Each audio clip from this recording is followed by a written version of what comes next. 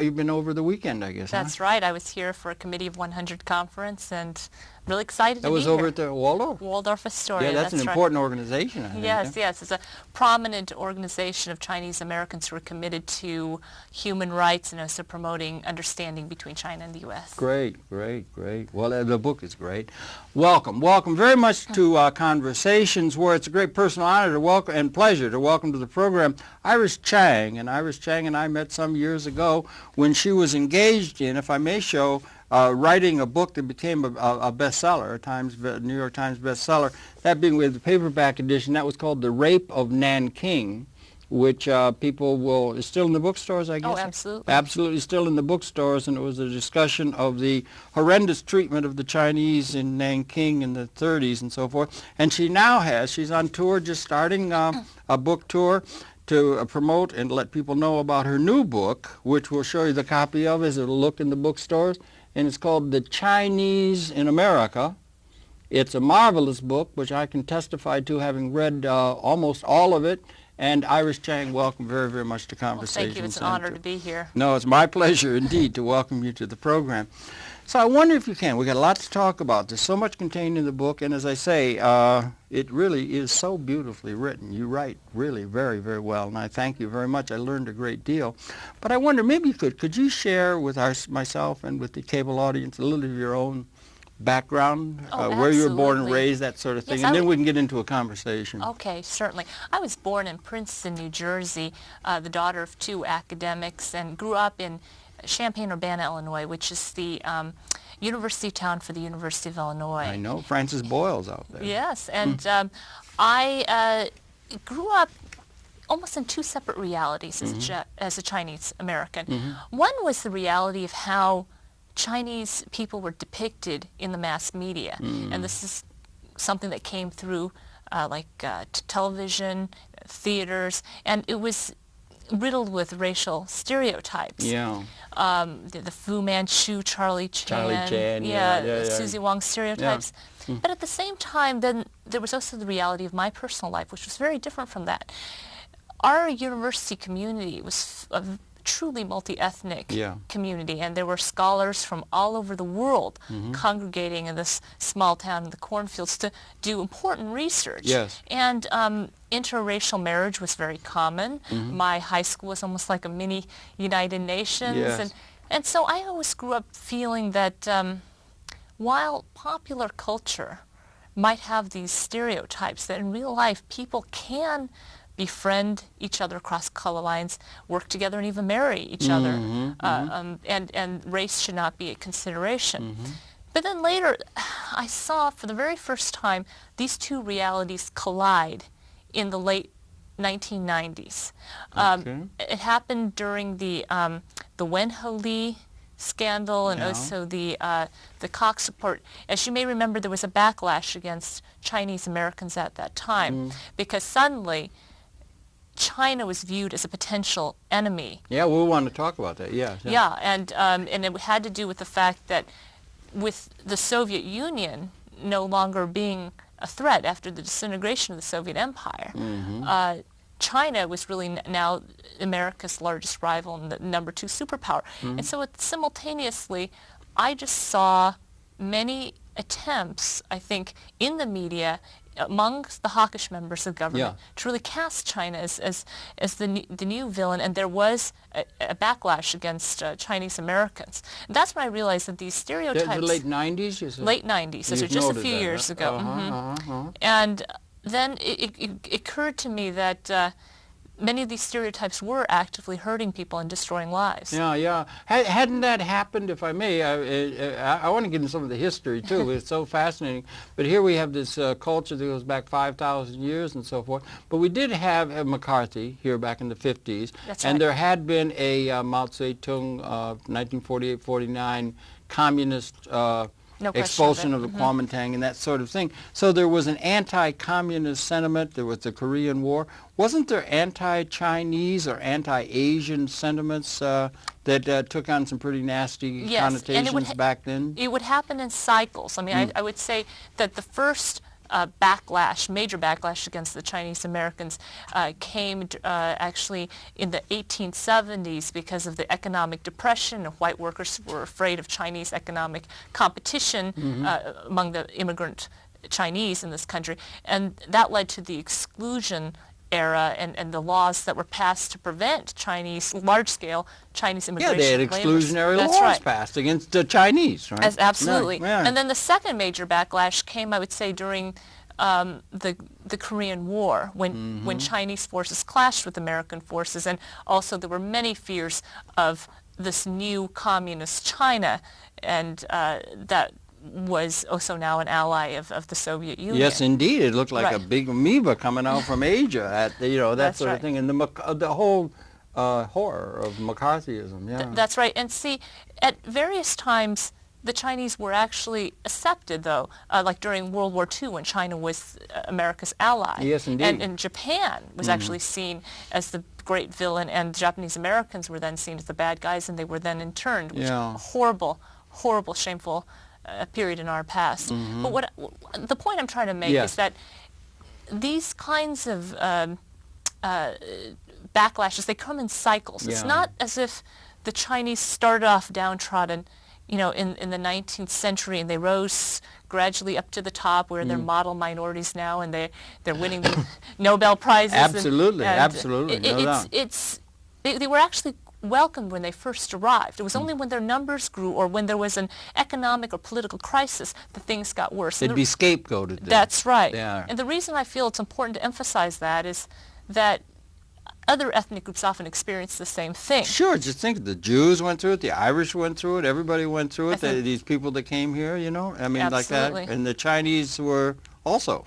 Exactly. And so I would see this book as just one facet of the American democratic experiment and also the American immigration experience. Yeah. And it shouldn't be seen really as a foreign story, but really as a quintessential American one. We've got an ethnic group that, like other ethnic groups, really struggled to assert their rights as Americans. They were searching for the American dream. Yeah. Many of them achieved it. Many of them had to face incredible odds to make sure that their rights as U.S. citizens were not abused. Yeah, I wonder if we can go back, because when you start thinking, I guess the first wave came sort of along with the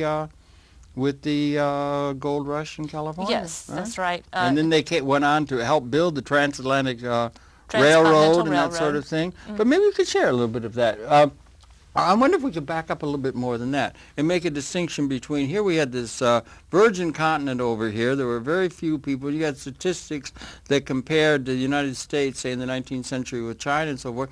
And here in China, we had a 5,000-year-old culture that was very well developed and so forth. And you had a piece in there, if I may, going back to history. You said at the time of Hannibal, was it, or the time of the Punic Wars or something, that there had been established in China, where you had this long-running civilization, a language that was written restricted to the leading elements of the society. What happened was it helped China.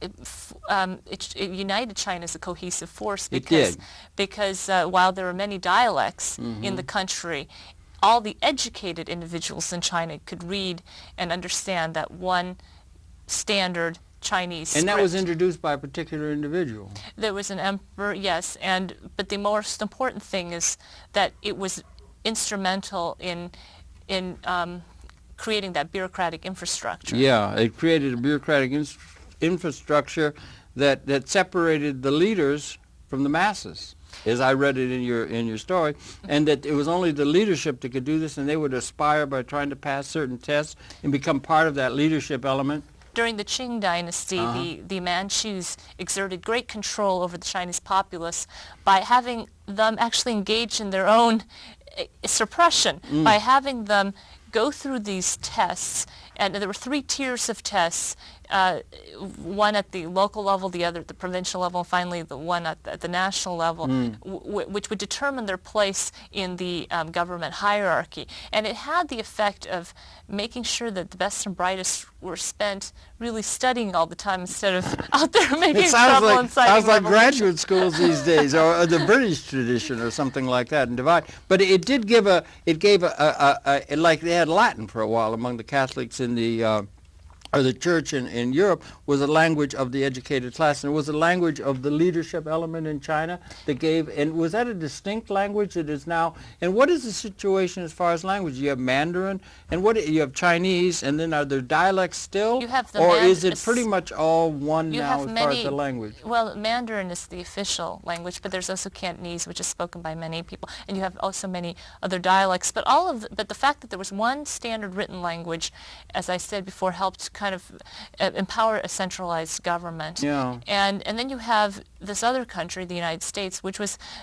such a new raw country, virgin territory. Yeah. And at the time of the mid-19th century, there had been terrible problems caused by overpopulation and natural disasters in China. China, Yellow rivers and flooding. Yes, and also political corruption.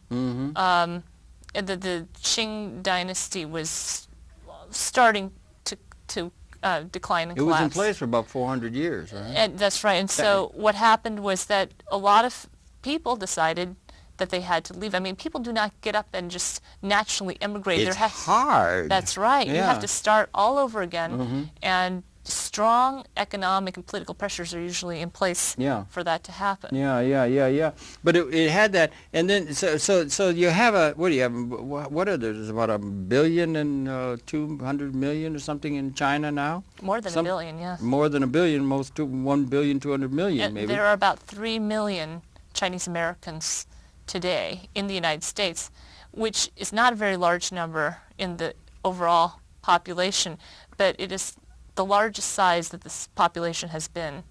Now. Yes, I mean, ever. There was a time in this country when there were only a few tens of thousands of Chinese, like in the early part of the 20th century, and before 1850, I think there may have been no fewer than 50. Yeah, there were just a few here that had come from, and they called it Golden Mountain or something, or Gold Mountain, yes, was their term. Yeah, actually, that came out of that. But they have that, and then there's a uniting language and so forth, and this culture, and they came here, and they were coming from another land, and it sounded to me like, if I may, you set me straight, but it sounded to me like a lot of those people were brought here, they were almost impressed, and they sounded like conditions of the inner passage of some of the black slaves that were brought to America within this. Maybe I overread that, but it was a very difficult situation a lot of people came away from, and the terms under which they were brought here were very, very limiting to them. Well, that was many of them signed contracts that put them in a period of, indentured servitude, where they would have to pay off their debt. But they were not slaves. It was just a situation in which they would be in debt. Yeah.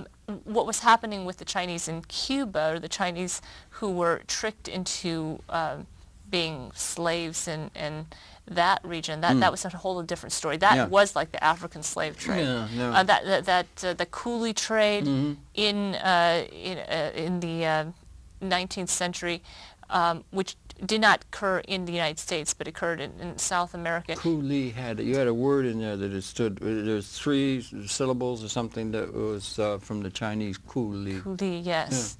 Yeah. So, and it was really a terrible time, actually, for some of the Chinese coolies. Yeah.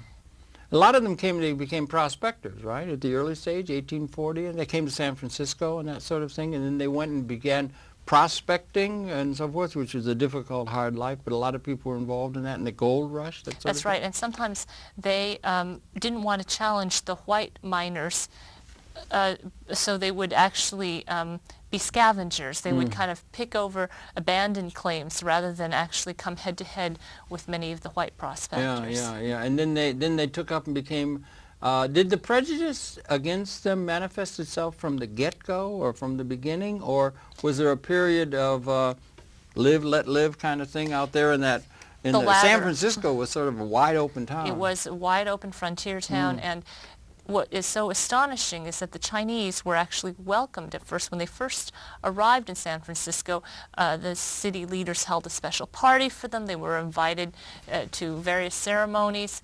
And when the Chinese colony was small, they weren't seen as a threat. They were seen as these, oddities, exotic curiosities that were kind of quaint. And it's interesting to note that the Chinese who had preceded their arrival actually were often displayed as museum pieces.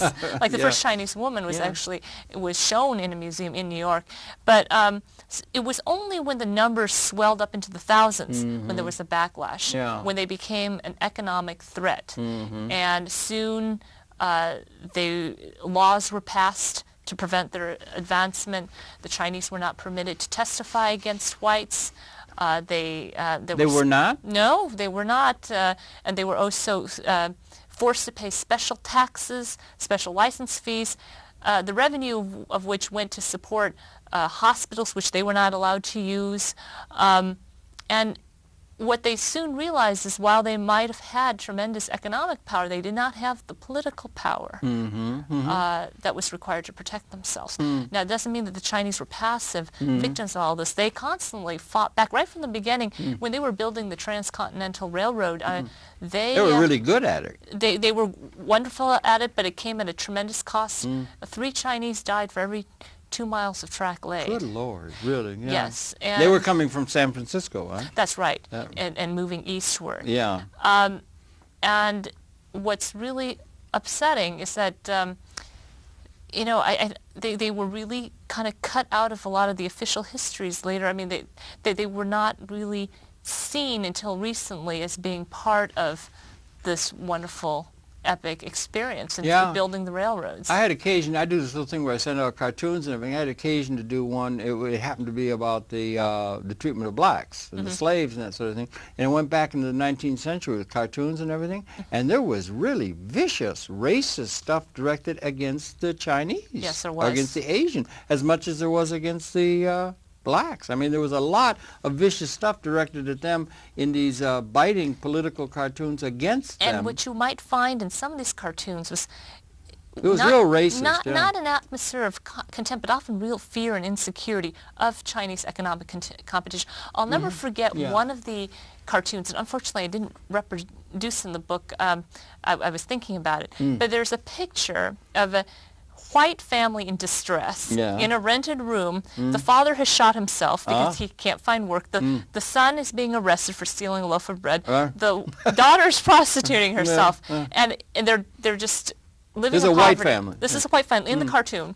And then you look out the window and you see this entire huge building filled with Chinese businesses. Just living it up. And the Chinese are like kicking the white men out who are on their hands and knees begging for jobs, and they're slamming the doors in the face. This suggests to me that the presence of Chinese capitalists and the Chinese wage earners in San Francisco, especially during the manufacturing era, was a real viable economic threat to them. I mean, the Chinese capitalists owned many of the manufacturing centers at the time. The wage earners were willing to work for a lot less than the whites. Yeah. Oh, the Chinese wage earners were? The Chinese laborers worked for less money than the white laborers, which made it easier for them to break up strikes and be hired. They could be scabs. Right, and the Chinese capitalists were also owning up a lot of the factories. So you had a class distinction between the Chinese capitalists and the laborers? There was a very big class distinction. Was that a class distinction that held throughout China's long history and so forth that they came out of, or did it develop here uniquely, or what? Well, what's interesting is in China,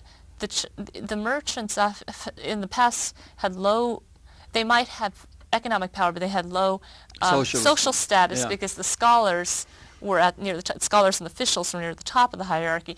But in the United States, in such a capitalist culture, the merchants not only had economic power, but great social status as well. Yeah. And for some reason, I don't know why, but they do. So very quickly there was a class structure that developed in urban areas with many Chinese. Yeah. In areas where were not as many Chinese, those class differences were not as pronounced. A lot of the people left China in the 19th, or left China, let's say, for varying reasons. You had the various things for whatever reason they did.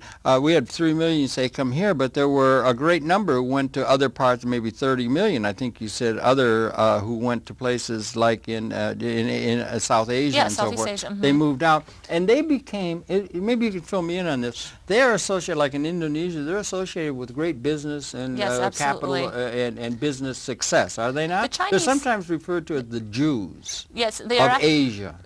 Right. Because the Jews are very, very good at getting ahead. They've done very, very well. What the Chinese have done is that they've filled a middleman role, and Tom Sowell has spoken of the certain races who outside of their homeland have adopted the role of middleman minorities. Okay. And the Chinese, the Jews, the Armenians, and the Lebanese are the four great middlemen minority groups. Middlemen minority. Yes, because what they often do, they can go between the two. Yeah, that's right. They actually are involved in transactions. They often be the agents and middlemen in distributing goods. In other words, they're capitalists, the facilitators of capitalism, and often they do very well in feudal countries where they don't have that tradition, but they've often... But they need that. They need that role in order to prosper. That's right, and they would create often entire economies. These were some of the most hardworking people, yet vilified individuals, distrusted both by often the peasants and lower class people and the aristocracy. They're in between. They're caught. That's perfect fodder for scapegoating. That's right. You get it from if there's a revolution, they'll scapegoat them, and if right. And they're often it's galling for both the aristocrats and the peasants in some of these countries to see a new immigrant group come in, sometimes work right at the bottom of the society. They start off. But they don't stay at the bottom. And then they're frugal. They got strong family ties. Right. They look out after each other. They're entrepreneurial. They're frugal, and they got all of these characteristics that make for success. That's right. They might actually be poorer than anyone else when they got there. And within a generation or so, they're running things, and then the next generation are entering the professions. And so then you're going to end up like cartoons with that person blaming them, right? Yeah. Yes, and so. What's often overlooked That's happened to the Jews, too. Absolutely. Yeah. And that group, the middleman minorities, is the most persecuted group in world history. Yeah, that's interesting. The Armenians faced a terrible genocide by the Turks. Yeah. Pogroms in Russia against the Jews. Exactly. We know, of course, what happened during the Holocaust. And there were terrible pogroms against the Chinese, actually, in Southeast Asia. Really? Pogroms against the Chinese in Southeast Asia? Where? Can you recall for example, in Indonesia, even just a few years ago. Yeah, right now. They were being raped and murdered. But what's interesting is that the Chinese in those countries often amass much greater wealth than they would even here in the United States. But then the backlash against them is even more extreme. But when they were thinking of, they called it Gold Mountain, and somebody's going to go off to Gold Mountain, and they're going to make a lot of money and come back and honor and also repatriate back and so forth. The United States was and maybe it changes through time, so was a goal location for a great number of people in China who, for various reasons, got the idea that they wanted to go through this traumatic thing of picking up and moving to a new land. But the United States was an important goal after about 1850 Well, see, a lot of them didn't think they were going to stay permanently. That's often the case in most immigrant stories. They came here, and they often sent money back to their families. Right. In fact, a lot of the immigrants were actually pressured by their families to father a child, to take a wife and father a child before he left, then cementing his link to his native village. Yeah, well, that maybe makes sense. And to make sure that he sent money back when he was away. Right. And because there would be a great differentiation what could be earned here and what could be earned there. The exchange rates were you had statistics that were staggering. Yes, that were enormously favorable for the Chinese who were receiving the remittances. So the menial labor of a Chinese laundryman, for example, or restaurant worker, could actually purchase entire estates out in China, that's right. which gives you an understanding as to why they would want to stay here and to suffer this abuse. Yeah. Because or would be able to put up they with were it. sacrificing themselves for their families back that's home. a story of the immigrants here, don't you think? And there's a lot of that. Absolutely. There's people, too, Pakistan, people will come here or they will go even to the Gulf states now, and then they will do the remittance back, and that's right. very, very And important. a lot of them are fleeing repressive governments too, Yeah. and they just find there's more opportunity here,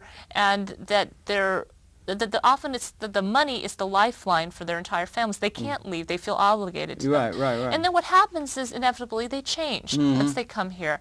And even though they might dream of going home, what they don't realize is when they do go back to China, the China they once knew doesn't exist anymore. Yeah, it changes. Things They change all can't the go time. home. And Yeah. that's right. And China's been going through some big changes. There's no question of it. And that's one thing I really want people, when they read my book, to keep in mind is that we tend to view races or countries as like these immutable blocks of humanity. Yeah. The reality is these lines that divide people, they're all artificial Yeah. lines between races, ethnicities, and countries. They're constantly shifting and Yeah, evolving. that's right. And a person who might have a certain viewpoint who leaves a country and tries to return to that 50 years later is not going to be able to do so. And also the whole nature of, for example, interracial marriage, Yeah.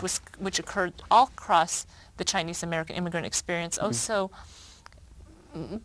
kind of would show that race is really kind of a large spectrum of color. It's not really kind of these neat little blocks, Yeah, but well, one that- shade that you know. I know that Lives it was into next. the racism was so rampant. I mean, and the British when they went out and colonized. I mean, I read a thing with Cecil Rhodes the other day, and his attitude toward the people in Africa was that they were just lesser beings, and we had to do everything we can to make them Britishers. And It's a white man's burden. They had that kind of thing. It was written throughout Rudyard Kipling and that sort of thing. And racism was very rampant there. Now science is beginning to teach us. We begin to understand that we're all one. We all come from a common ancestor out of Africa. That's right. And we're all one, really. I mean, and that's that really actually true. there are almost no real actual biological differences Right, between right. races. It's just insignificant. Yeah, that's right. Well, we understand that, so that's there. But still, people have suffered this, or suffered and benefited, whatever. But was it the people in America? They came here. So you had the railroad workers. We want to bring it up to steam here and so on. Had the railroad workers, and then we had a big number there. And then there was a great number. Maybe we can jump way. And there's a lot to be said about building that transcontinental railroad and building up industry and development. There were the exclusionary laws that targeted the Chinese specifically. Was it Asians or the Chinese they targeted, or was it a difference? Well, do you think? first it was the Chinese, but Chinese. later the other groups would be Just Asians. yes. Them Asians. Yeah.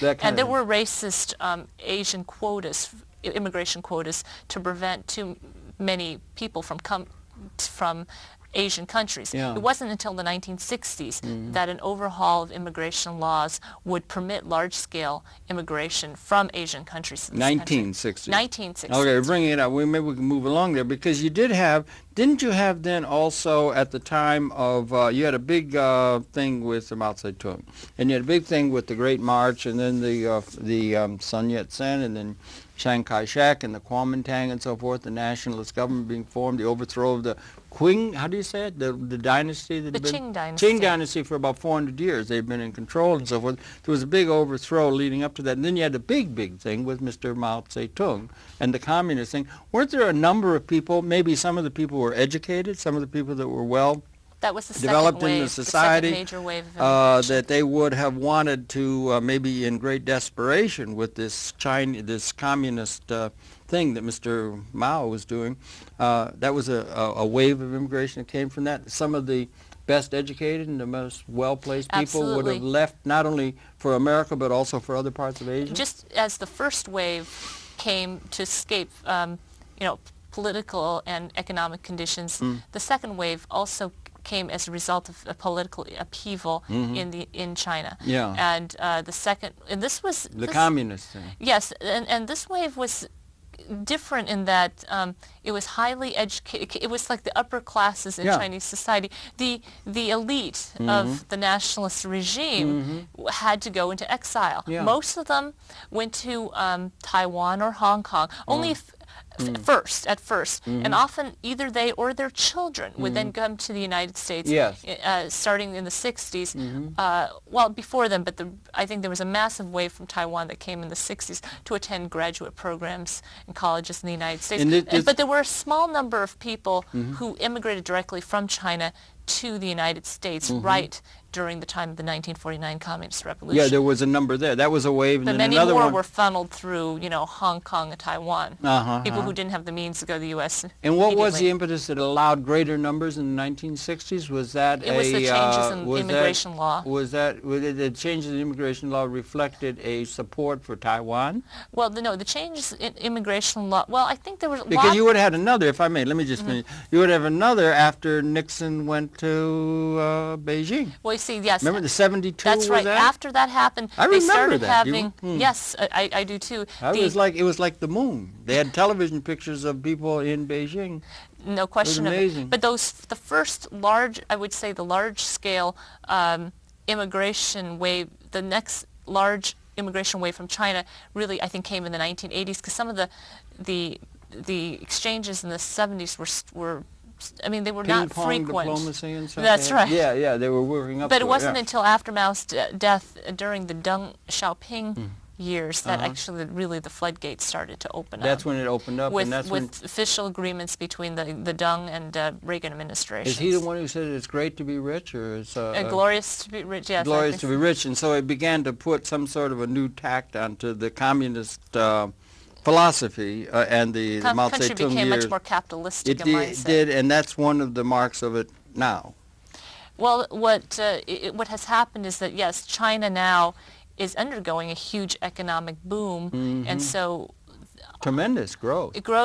It's almost like we're on the verge of seeing a huge intellectual and economic and artistic renaissance in China. Yeah. Also because of the one-child policy, parents now have the resources to lavish as much attention on one child as they want. You see, before, I think China tended to, in its overpopulation, to have many children within the family, and a lot of them wouldn't necessarily have that much attention. And in fact, a lot of them lived in dire poverty. Yeah. There was almost a pyramid scheme going on where a person's wealth would, and a position in life would be sustained by how many children and grandchildren he had. So there was kind of an incentive to rise to the top and be the patriarch. I think that's been throughout the world, because the thing is that so many would die, and you had some figures in there. That's the right. high rates of child mortality, Even in this and the country, too. Well, I can remember, if I can. This is in my in the United States. My father was born in 1899. He died on his buried on his 48th birthday, and that was the average age. Now I went to a conference the other day with my granddaughters coming.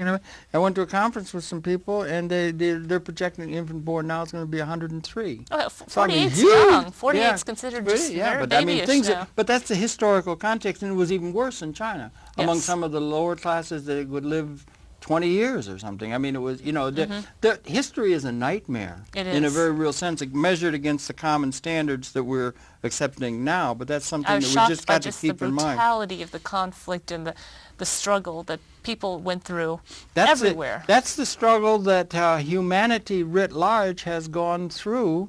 And I don't know what's setting us aside, but maybe just really marvelous advancements in all fields of learning and education. And there's so much going on. You could have lived in the 6th century. It took 200 years to invent a nail.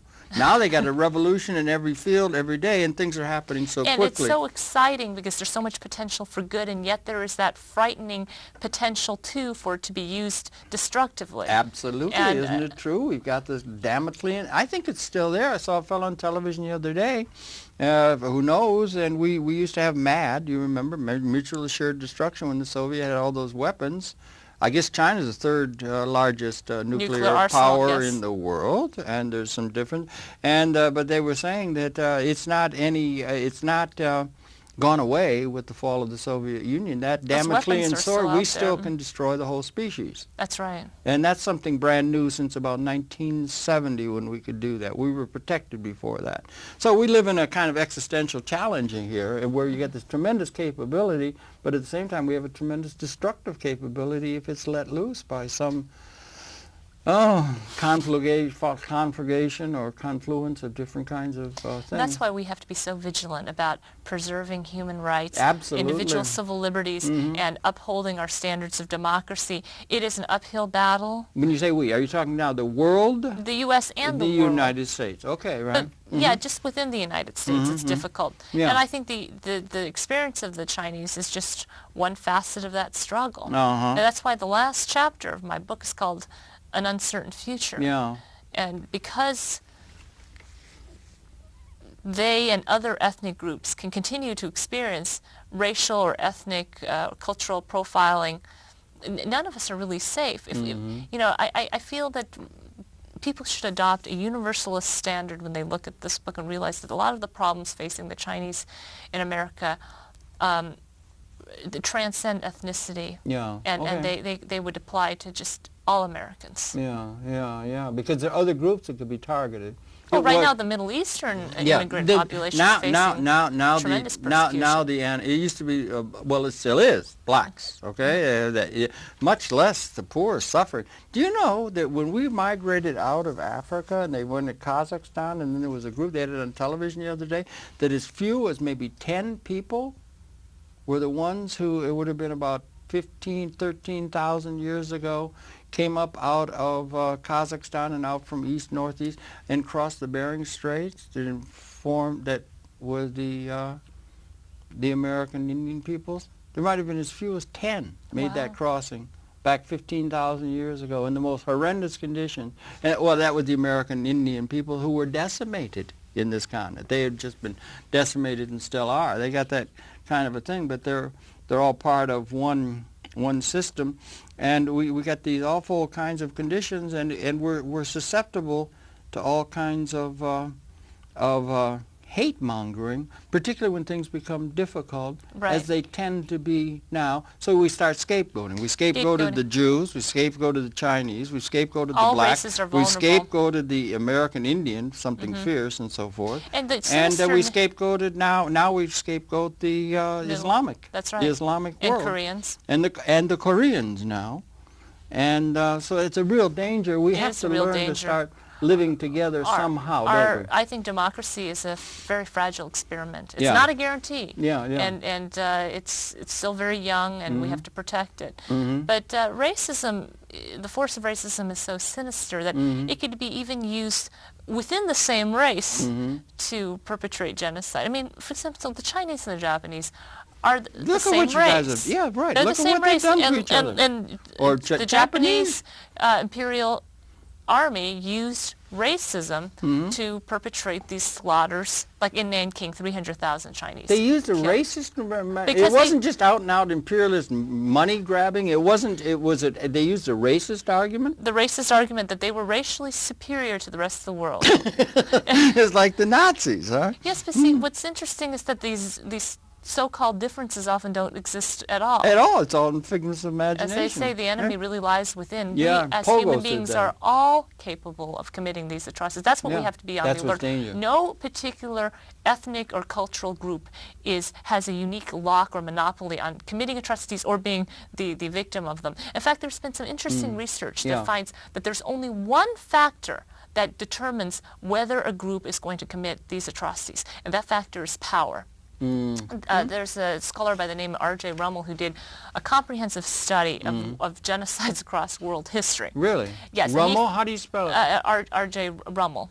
It's It's R-U-M-M-E-L. And you could look at search Yeah, on yeah, him. transactional R-U-M-M. E-L. E-L, The okay. reason why I cite his research is I'd because like to look it up. Yeah. he actually found that across world history, no one race or nationality or religion or political philosophy was responsible for these genocides.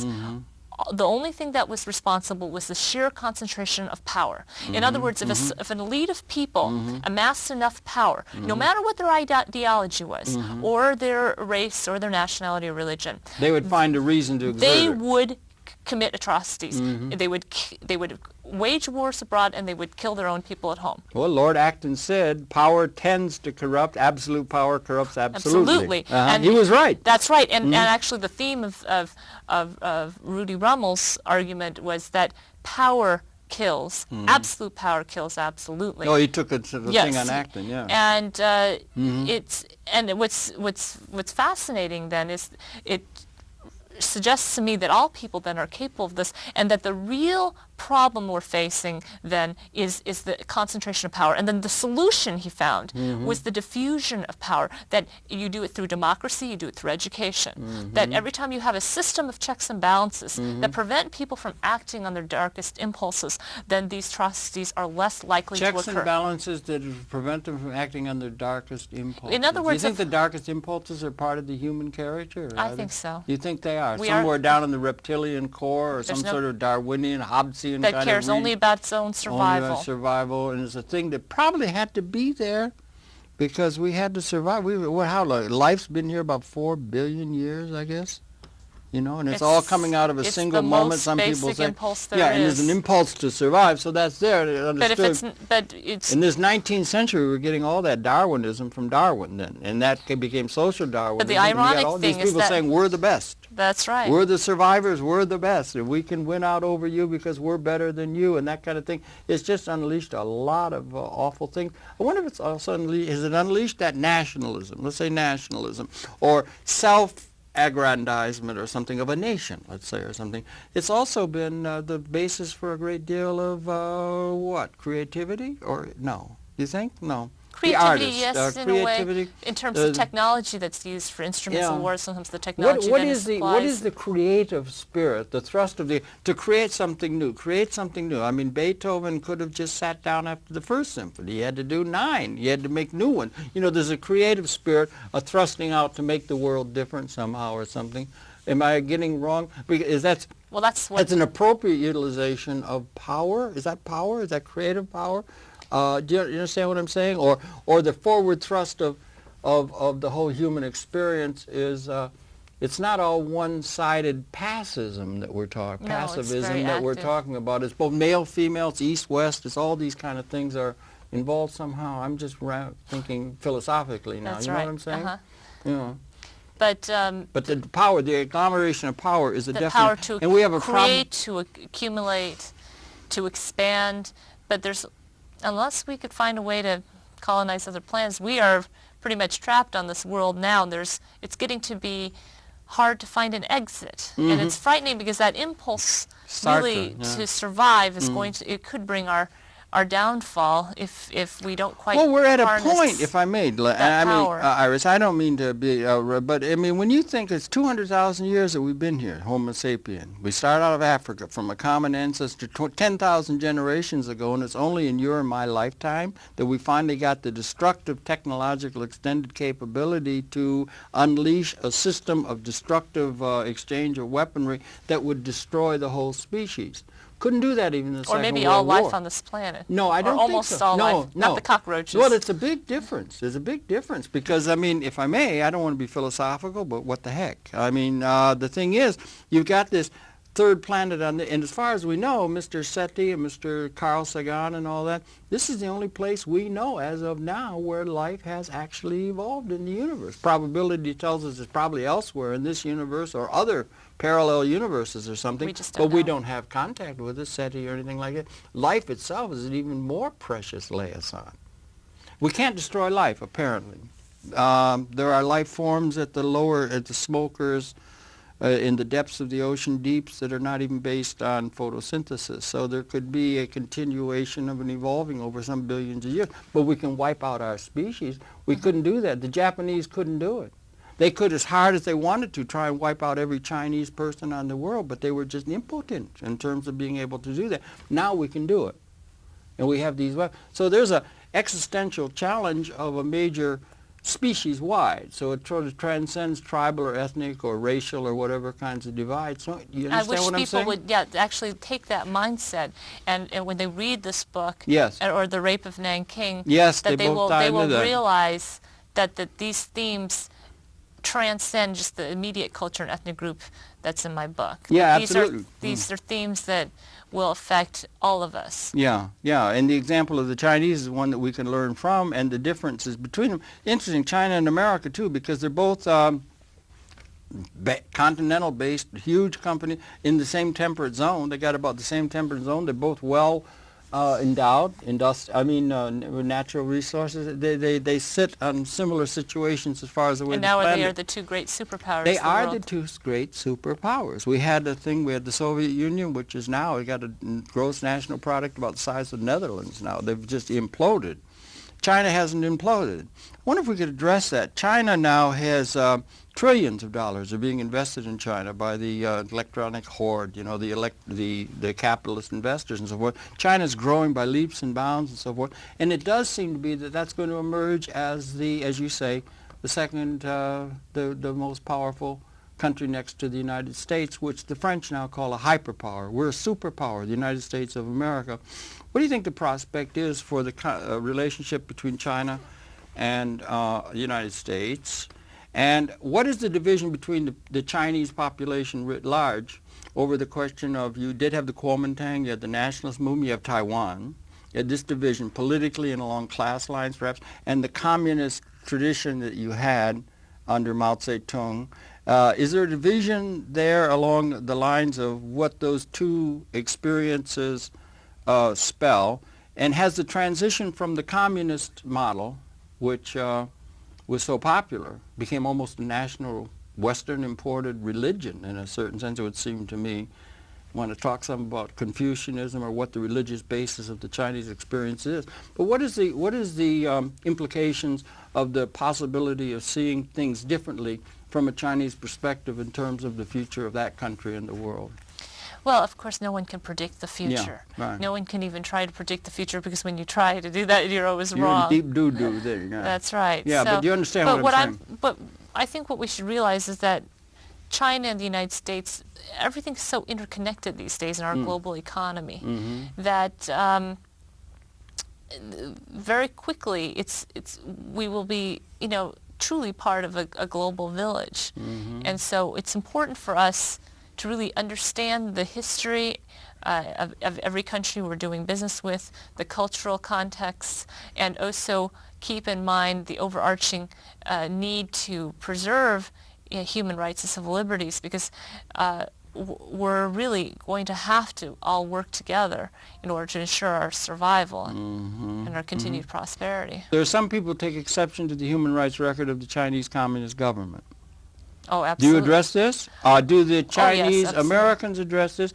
Do the people have differing attitudes toward the government of China, the communist government of China, taking into account Great Leap Forward and all the things that were attempted, the attempt to bring some sort of equity to the peasants of China and so forth? Well, there's been terrible human rights yeah. abuses, not only in mainland China, but also Taiwan, actually across the world. It's a really Yeah. very sad legacy when you look at it. Even in the United States, I was shocked to discover in the course of my own research the extent of the massacres and slaughters of Chinese that took place across the American West in the 19th century. 19th century was a horror. Yeah. Not to mention the American Indians. Yeah, it was genocide. It was genocide. It was a genocide.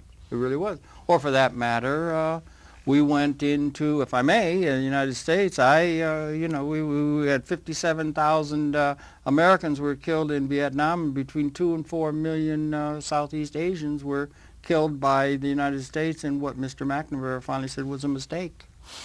There's a lot of karma to be apt for, and we dropped an atomic bomb on Nagasaki and Hiroshima, didn't we? So I mean, it's not as though it's any one, but we have this thing that's going on, and you're stressing human rights. Human rights and the diffusion of power through, through education, because what education does is it gives information back to the people. Yeah. It not only provides a historical context for these power struggles, but lets the citizenry know the means by which a lot of these atrocities could occur, and also it permits people to really hold their elected officials accountable. Yeah. I think open access to government information is absolutely essential to the maintenance of a healthy democracy. And also, that's one aspect, education. The second aspect would be being an active participant as a U.S. citizen in the democratic process, which means writing op-eds, contacting your elected officials, doing whatever you can. It could be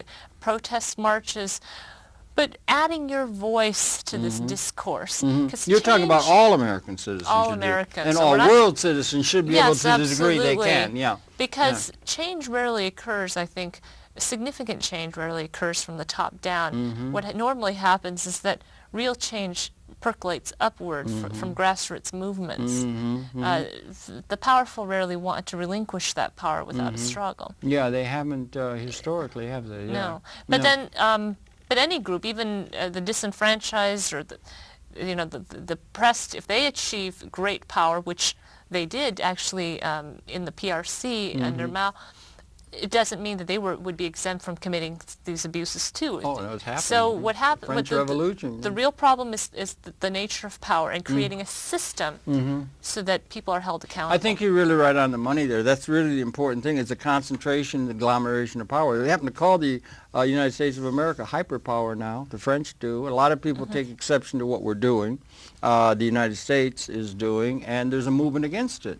There might be a healthy thing in a certain sense. So much of the world was in opposition to what the United States did in Iraq and what they're doing, and they jumped up very quickly using the internet, and there was a thing in that there's too much concentrated power in the United States of America now. This is why I think it's wonderful that you have this show that is available to the public on the internet, and it's also available on... It's on the internet now. It wasn't only just a few months ago Right. that it wasn't. So, I mean, it's expanding. The possibilities are expanding. through cable. But you Through see, cable and internet, yeah. this is a very important part of the process we were discussing. Mm-hmm. So I really salute you for your effort. Well, I thank you for that, but I mean, I salute you for writing a really great book that touches on the same themes and does it in a really, well way. The political aspect of it is one thing. The other thing is economic. Whether or not you can have, I wonder if you can have a political democracy, or the thing, if you have an economic plutocracy, if the assets are all owned by a relatively small group of people and it isn't trickling down. You said you later... need fair competition. You Fair can't competition. you can't have laws that then favor one group over the other. You see, special interests. yes. We do have that, and that's political lobbying Right. of the system and so forth, because which goes on now. Ideally, competition. And which- the government, Palace Right. has a book now, The Best Government Money Can Buy. So you've got the agglomeration of economic power makes it possible to buy the political power and gain. it's very frightening. Do you understand? It's an interlinking Oh, kind yeah, of well, it's consolidation of and power, when it's- if- economic and political. you know, when you have big business allied with big, Big government, government. and big military, well, that's called fascism. Yeah, isn't well, it? I think there's a danger of that, don't you think? Absolutely. Yeah, And I would yeah. say that what you have to do is to make sure that that there's some way of checks and balances, and it's terrible if the government itself is not taking steps to monitor and check itself. But past history tells us the governments tend not to do that. Once a government gets, as you say, they get this power and they get this idea. It's addictive. So It's like a drug. Hitler was voted in Germany. He got the bit in his teeth, and there was no looking back. You know, and there's some people who feel there's a danger of that now. You know, there might be a countervailing element in terms of some people who are going to, in a certain sense, stand up to that, and yet at the same time, the American model is a heck of a model. It's a heck of a country. There's a lot of people who come together here, and a lot can be learned from the American model, but the American model may be going off the track, some people feel.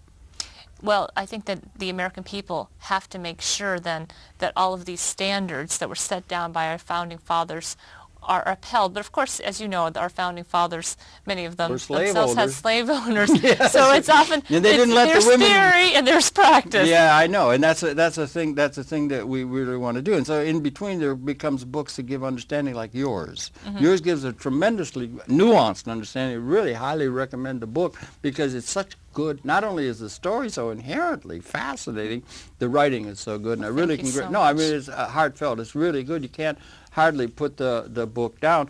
I wonder about this question of whether the relationships between China and the United States, we have new leadership in China emerging now.